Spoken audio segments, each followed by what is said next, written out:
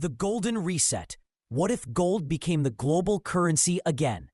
Imagine waking up tomorrow to a world where the US dollar, the euro, and the yen have all vanished. In their place is something heavy, ancient, and undeniable. Gold. No more digital digits moving on a screen, no more central banks printing trillions out of thin air, and no more inflation eating your savings. It sounds like a dream of stability, but in a world built on debt and speed, would the return of the gold standard be our salvation or the ultimate economic collapse? For decades, we have lived in the era of fiat currency, money backed by nothing but a government's promise. But if we flipped the switch back to gold today, the rules of reality would rewrite themselves overnight. First, the printing presses stop. Governments can no longer spend money they don't have. This means inflation effectively hits zero, and your grandmother's savings from 40 years ago would have the exact same purchasing power today.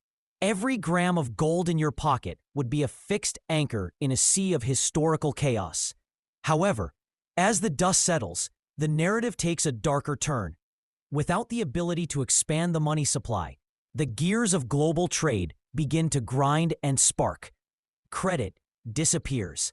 Loans for houses, cars, and startups become nearly impossible to get because banks can only lend what they physically hold in their vaults.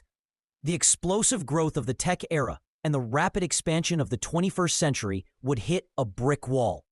We would be trading our fast-paced innovation for a cold, hard, and slow-moving stability. As the global economy recalibrates, the balance of power shifts. Nations sitting on massive gold reserves like the United States, Germany, and Russia suddenly become the new masters of the universe, while countries reliant on debt and digital services fall into the shadows. Geopolitics becomes a literal gold rush, and the struggle for the remaining veins of ore in the earth becomes a matter of national survival. So here is the ultimate truth we must face.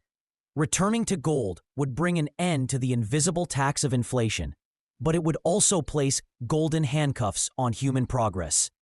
We would live in a world that is perfectly stable, yet potentially stagnant. The question isn't just whether we can afford to go back to gold, it's whether we are willing to sacrifice the future just to secure the present. In a world of absolute value, there is no room for the dreams of tomorrow. Would you prefer the risky freedom of the digital dollar or the heavy, silent security of a gold coin? Would you like me to adjust the tone to be more aggressive and fast-paced? Or do you prefer this documentary-style narrative?